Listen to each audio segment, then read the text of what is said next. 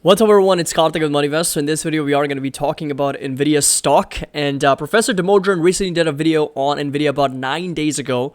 And also putting together a fair value on Nvidia, which is essentially the intrinsic value per share of close to about $86.68. So this right here is his entire Nvidia model, which is an open source public Excel spreadsheet, which anybody can download and essentially play around with the numbers to better understand what is going to be the future of the company. I'm going to go over exactly what are some of the calculations here and also some of the important slides from his presentation, and then also go over my very own tool, the discounted earnings or discounted cash flow models, so that you can better estimate what the fair value may look like for Nvidia as it trades at just over $119.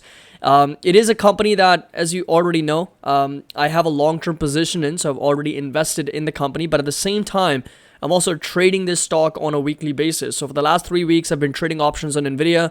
They've been very profitable, and I will continue to run the wheel strategy on Nvidia as the premiums are incredibly good. And at the same time, Nvidia offers a lot of volatility. It is also very institutionally owned. It's got high margin business, very, very profitable, very low debt, and financial balance sheet. Again, everything is phenomenal for the company for the long term. And it offers a lot of potential to run the wheel strategy really, really well. So if you want to keep track of those updates, I'm sharing my options portfolio with everyone every single week with all the trade alerts. Link's going to be down below. We'd love to have you on board. If you have any questions, please feel free to reach out. And there's also a 16% annual discount also available as well. So Professor Demodran essentially shares his investor and traders take on Nvidia. First, let's go over to the trader's take because it's a little bit shorter. And really what that means is, how would earnings be interpreted by traders, right? Because a lot of that depends on the mood and the momentum, right? So it calls kind of like the mood and momentum shift and how that's going to affect the overall price action for that stock, right? So guidance being very, very important. So what really happened with Nvidia's earnings is, triple digit growth in revenues and earnings and everything was phenomenal for the company. I mean, blowing it out of the park. Fantastic earnings, but the guidance was a little bit sober, right? So coupled with sober guidance here and concern that the stock had gone up too fast, its market cap had increased from less than $500 billion to $3 trillion over the course of 2 years, and the stage was set for a mood and momentum shift. And the trading since the earnings release indicated that it has happened as well. So what we really witnessed for Nvidia post earnings, as we already know, if you come over to the daily chart, we did see, massive amounts of selling pressure here. So earnings were released right about here on Wednesday, August 28th. The following day, Nvidia pretty much dropped a little bit over 6%. Then it consolidated sideways. And then the next week on Tuesday, first week of September, dropped another 9.5%. So very, very brutal selling. In fact, losing over $200 billion in market cap. And essentially, that was the largest decrease in market cap in history. So there was a huge shift in the overall mood and momentum. The second quarter report contained good news, if good news is defined as beating expectations, but the earnings beat was also lower than in prior quarters.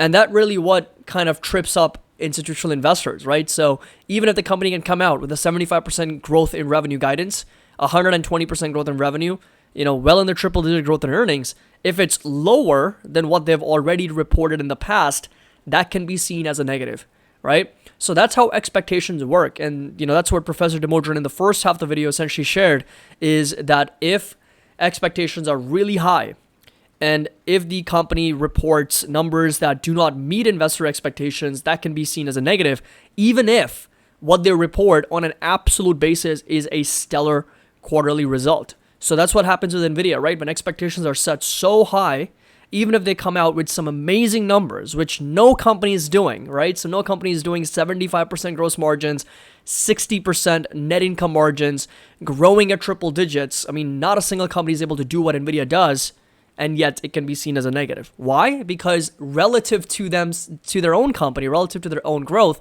they're not able to achieve what they have been achieving. And that is normal. I think that should be something that everybody understands about any company out there. As the numbers grow, as companies get bigger and bigger, growth rates are going to normalize. They're going to stabilize a little bit, right? You can't expect Nvidia, doing $100 billion in revenues to grow triple digit every single year. It's just not possible, right? It's going to slow down. It's going to stabilize a little bit. So that mood shift obviously resulted in the price dropping back further. But the mood once again shifted back to the positive sort of territory last week as Jensen Huang was speaking. at the Goldman Sachs conference, and we saw that very nice V-shaped recovery back higher, with Nvidia also having a blockbuster day, up over 8% in one single day, adding a lot of market cap back to its valuation. Now, coming over to the investor take on Nvidia. Now, when it comes to the revenue growth, he is projecting for Nvidia to have a market share of 80%, but then forecasting for the market share to come down to 60% with the market, AI chip market, by 2034, so 10 years out, to be about $500 billion. So $500 billion, 60%, that's $300 billion in revenue. And I believe that's exactly what he has for the total revenue numbers over here, expecting actually going them to over $422 billion when you combine, auto and gaming as well. So if you take a look at artificial intelligence, AI, he's expecting AI to grow to $300 billion, as you can see over here, right? So that's about 60% of the $500 billion AI market. So 60% of $500 billion, that's $300 billion. That's the AI component. And then you've got gaming and auto closing in on revenues of over $422 billion for the company. So that's what he's got the revenue for in year 10. That's 2034. Now, when it comes to gross margins, 70 to 75% in the second quarter of 24, he's expecting for those gross margins to come down to 65%, because he does expect that since Nvidia is a chip designer at its very core, it's not making those chips. TSMC is the company that's actually making the chips for Nvidia. They'll have a much stronger bargaining power. Looking at these pricing power for Nvidia, they're going to ask for something additional, and as a result, they're not going to maintain those higher margins of 70-75% for the long term, and eventually they're going to drop them down to 65% is what they're expecting, what Professor Damodaran is expecting over the long term by 2034. Now, when it comes to operating margins, after excluding for their research and development and their sales and general administrative expenses, all those things, he's expecting for those margins to drop also down to 60%. So Nvidia's R&D adjusting operating margins in 2034 down to 60%. And he's also expecting that 40% of their chip demand, or the revenues coming from 4 big companies, biggest tech companies. We got Microsoft, Google, Amazon, and Meta. And as competition increases, and as these companies also look to essentially create these chips on a more in-house basis, right? So, what's stopping them from creating all these chips themselves? That could result in Nvidia's margins essentially coming down. And I think that's really where a lot of that, base case kind of plays into that role, because yes, the market is growing, so numbers are going to be much higher, but margins are going to stabilize and are going to normalize at a lower level, right? So 60% market share, 65% gross margin, 60% operating margin, and then marginal sales to capital between 2024 and 2034 at 2.5 times. So this is a little bit of a ratio, which is essentially marginal sales to capital in a trailing 12 months. So how much capital they're deploying, in other words, how much are they reinvesting back into their own company, and how much of that is going to result in the increase in revenue. And it's also mentioned that there is a lagged effect of how much Nvidia invests and how much they can get back. It takes a while for growth to show up for Nvidia. Much of Nvidia's current success comes from R&D done years ago. So whatever investments they made years ago, they're now seeing the fruit of that labor years after. So that lag time is going to be about 2.5. And then finally, the risk. Nvidia in the last decade has largely escaped the cycles that have bedeviled the semiconductor chip business historically. Dependent on TSMC for its chip making, the company has significant exposure to China, right? So that was another thing where the US continues to put a lot of sanctions on China for the export of chips. It definitely poses a huge risk for Nvidia's long-term success.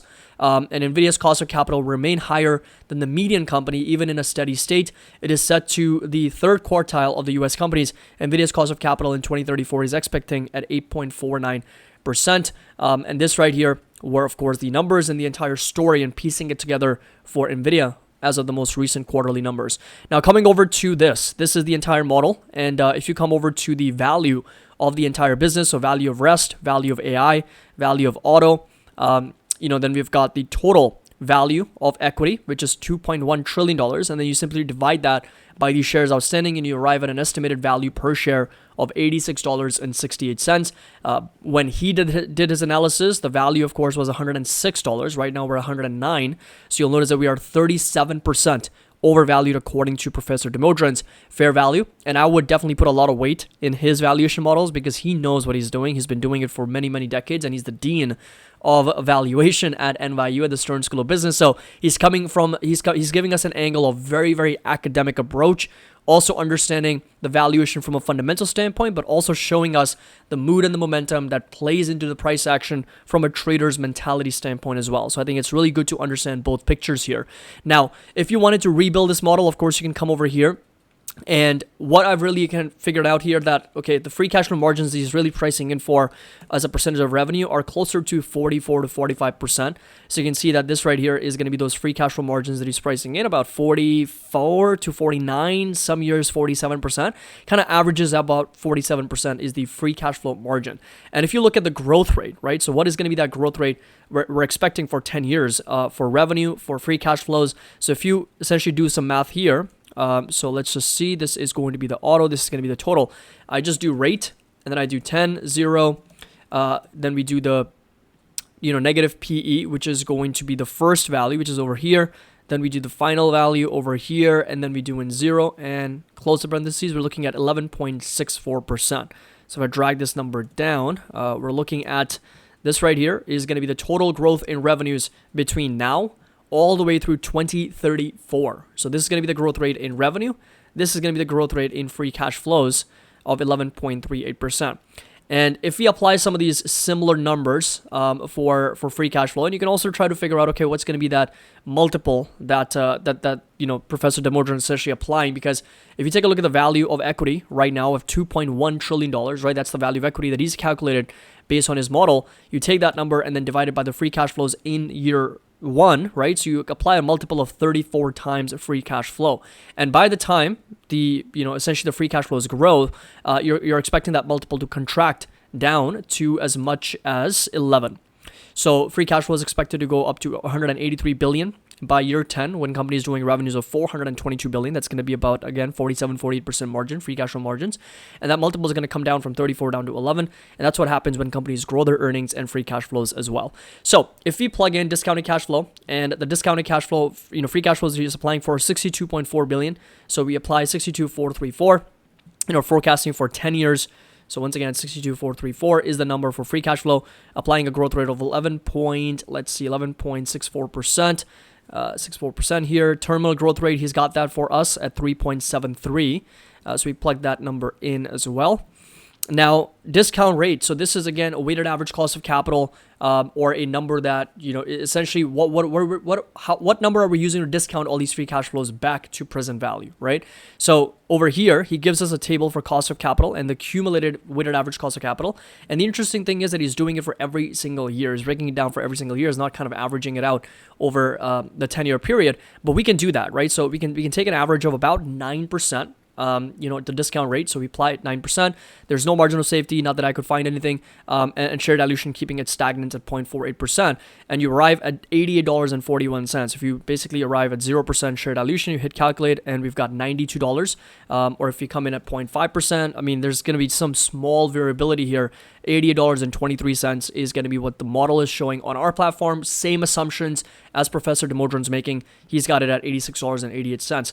Now, it really comes down to, okay, what is your expectations, and how comfortable are you using a 10-year growth rate of 11% with a terminal growth rate of 3.7, little to no share dilution. If anything, I could actually point to negative share dilution because the company is authorized to buy back $50 billion, right? So if I plug in, let's say 1% share buybacks every single year, and I change these expectations to, let's say, 12% growth rate, terminal growth rate of 3.5%, a slightly higher discount rate of 10%, and then if we hit calculate now, we're arriving at a fair value of $84.78. So again, you can play around with these numbers to really figure out, okay, what's the intrinsic value for Nvidia based on my estimates, right? You can come over here, play around with these numbers, and figure it out for yourself. Now, where would I personally be a huge buyer of Nvidia long-term? I already have long-term shares on Nvidia, which I'm not touching for at least several years, 5, 7, maybe even 10 years out. But where would I be a lot more comfortable? In the 80s. I think 80s to as much as the 90s, maybe low 90s also is going to be some good levels to keep in mind for Nvidia from a fair value standpoint. Remember, this is just an intrinsic value standpoint. This is not saying that Nvidia is going to drop down to $84, $85, $86. It's not a price target. There's a difference. This is not a level where I'm saying that, okay, or Professor Demodron saying that it's going to come down to. It's just a fair value. right? That if it comes down to that level, it's going to potentially represent a good risk reward from a long-term perspective. It's going to represent a good buying opportunity. Now, I could ideally even go up to as much as 14% growth rate because I may be a little bit more optimistic in Nvidia compared to Professor Demodron. If we go to 14% growth rate, same terminal growth rate, discount rate of 10%, negative 1% share buyback, we got a $98, close to about $100 in fair value. And that's, where we were just a few days ago. We were trading down to as low as $101 per share. But I also like to include a margin of safety here of 10%, as I do with most of my models. And now we're getting it down to $88 once again. So $88.63 is where we would be. And with a 12% growth rate, we would be down to $76, which I think is what I put down on my 37 stocks and ETFs watch list as well. So originally also, it was very much in line with what Professor Demodron came out with his analysis. Most of the times you'll notice that we actually are on the same page in our Tesla valuation and also on our Nvidia valuation as well. So this right here is the overall chart for Nvidia. The next target from a technical analysis standpoint is pretty much going to be staying put all the way up here at close to $129.30. And tomorrow we're restarting the wheel once again with selling new puts, and I already have my covered calls that are ready on Nvidia as well. So that's going to be that next target up to 130, and support level is going to stay put right about here, close to low 100s. And again, we'll see how Nvidia trades next week, as it has been one of the most volatile stocks in the market. So hope you all enjoyed this video, found it helpful. Make sure you drop a like and subscribe to the channel. Happy investing. I'll see you all in the next video.